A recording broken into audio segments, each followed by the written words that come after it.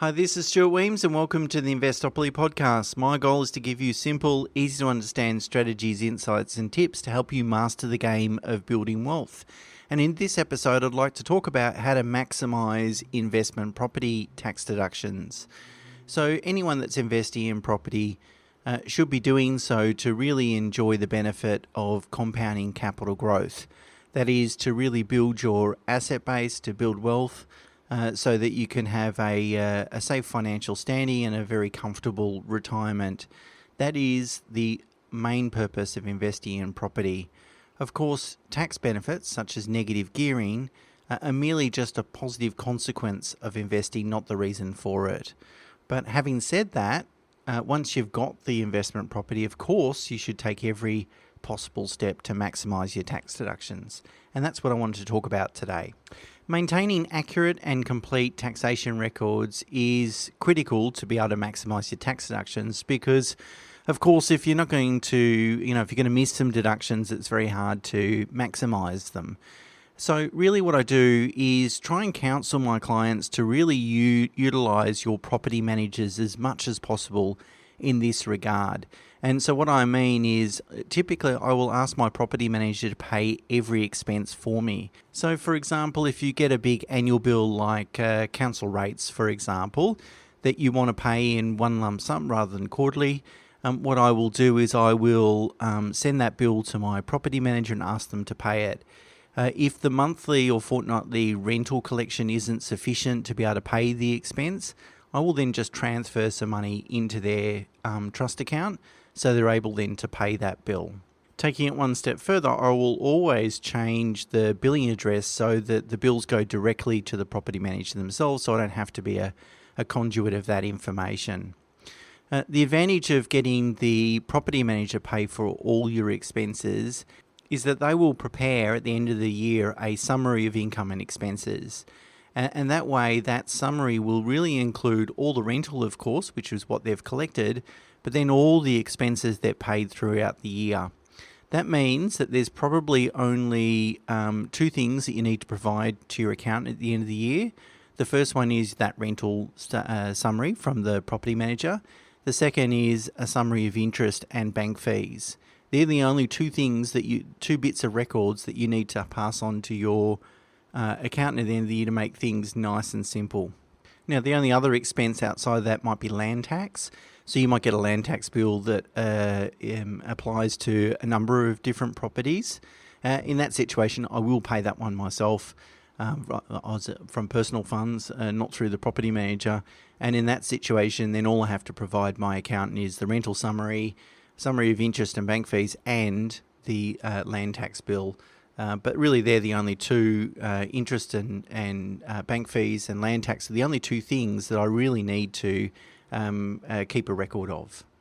Okay, so let's talk about maximising your tax deductions. So firstly, it's really important to make sure that you've got all the complete deductions, so you're not missing anything.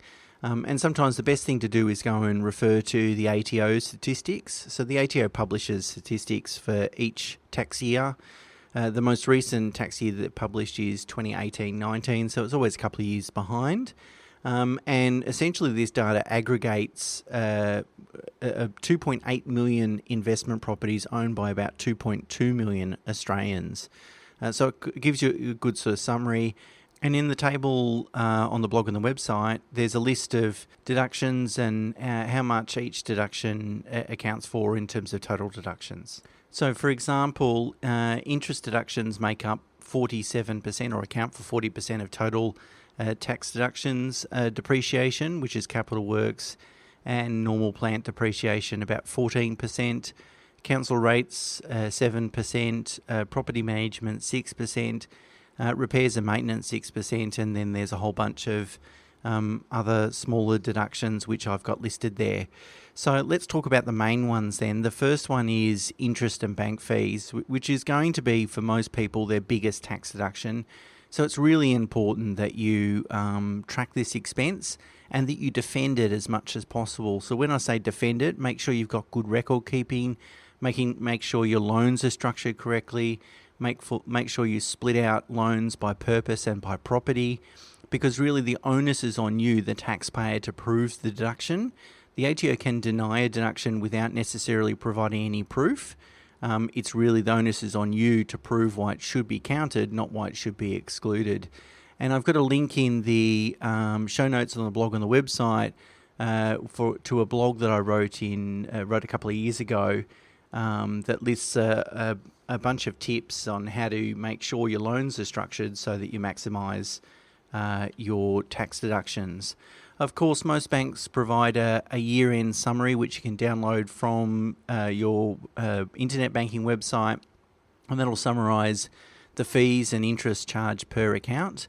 Of course, if you refinance or restructure during the year, you're going to have to track those expenses. And if you refinance or change banks, often it's best to download all that data before the change happens, because if you lose internet banking access, you might actually lose access to those accounts. Of course, you can still get the statements and the summaries, but it'll just take you a little bit more time to request them from the bank.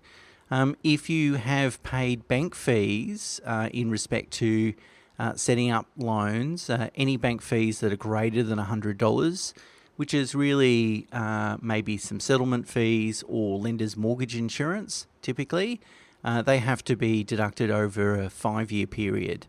But if you obviously refinance within that 5-year period, you can claim that full amount. So it's really important to make sure that if you have paid any material bank fees, make sure you include that. Otherwise, you can rely on the interest charge summaries, end of financial year summaries that the banks produce. Okay, next is depreciation, which accounts for about 14% of total deductions. And depreciation's a very good deduction because it's a non-cash tax deduction, which means that there's no actual physical outlay of cash, but you get the tax deduction. So from a cash flow perspective, it's very powerful. There's really 2 categories of depreciation that you can claim. Capital works, which is really around the building and fixtures, and then also a deduction for decline in value of plant and equipment. So that's really fittings in the actual property and so forth, like air conditioners, stoves, and so forth. So let's talk about capital works depreciation then, which is really the building element. You can typically only claim a capital works deduction if your property was constructed after July 1985. And if that's the case, typically you're able to claim 2.5% of the value of those capital works. If you don't know what the value is, so you didn't actually build the property, then it's best to get a depreciation report and it will estimate what those values are. But if it's being built post-July 85, it's almost always important to get a depreciation report. Okay, the second deduction you can claim for depreciation is the decline in value of plant and equipment, which is really fittings in the property.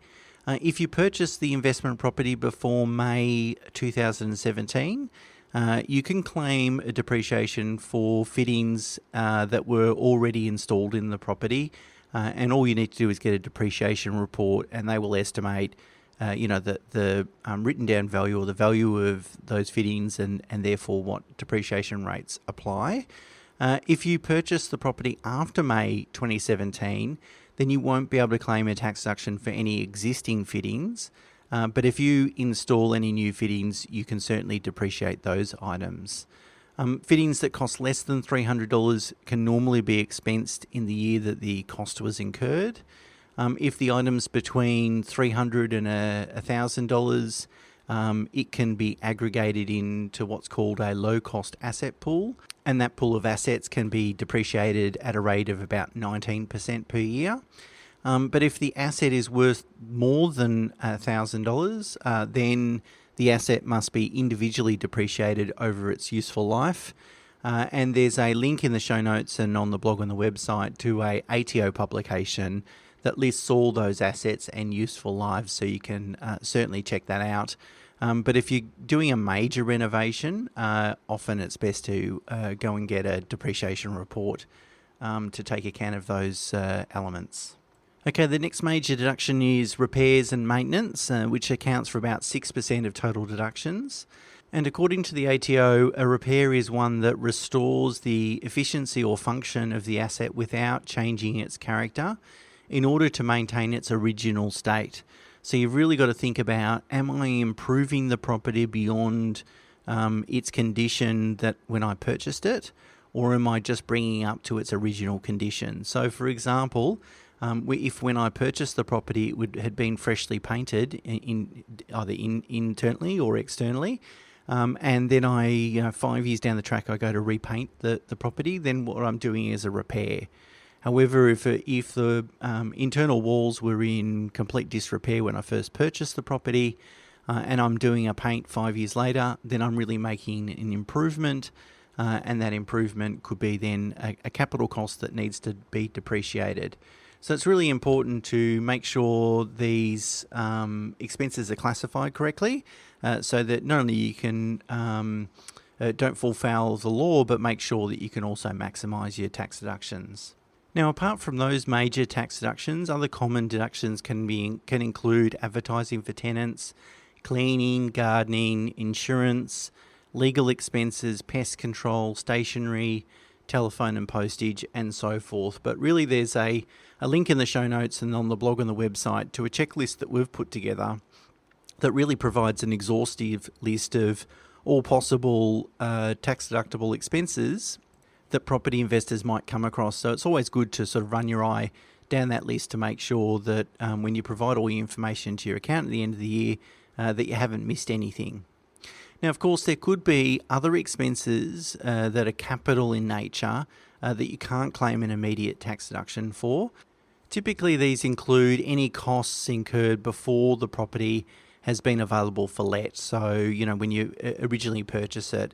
So that can include things like stamp duty, legal fees, buyer's agent fees, any improvements that you make to the property before your tenant occupies it. All those things will be added to the cost base of the asset, which will eventually reduce your capital gains tax, but you don't enjoy an income tax deduction for that expense in the year that it's incurred.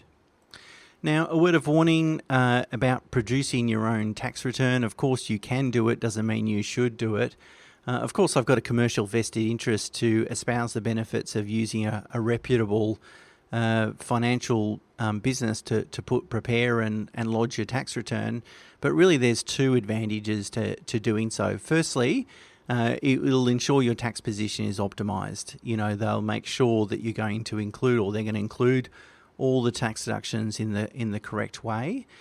Secondly, maybe a less commonly realised benefit is that it really does reduce your compliance risk. With data matching and electronic audits, it's really important that the right deductions are entered into the correct items in the tax return with the correct descriptions. The ATO are now getting a data feed on descriptions as well, which they didn't used to. And if you inadvertently don't put the right amounts in the right boxes, what will happen is that you could potentially flag yourself for an audit, and that's not the sort of attention that you want to raise in the ATO. Even if you're doing all the right things, it's still a complete waste of your time and not a very enjoyable exercise to go through. So from a compliance perspective, making sure the return is constructed and lodged properly also adds a lot of value. And really, if you're going to invest in property, I see the professional fees that you have to pay along the way as really the cost of investing. And so if you're not prepared to pay those costs and do it properly, then arguably I would say don't invest in the first place. Okay, before I go, just a gentle reminder, I'm running a webinar on the 27th of July at lunchtime.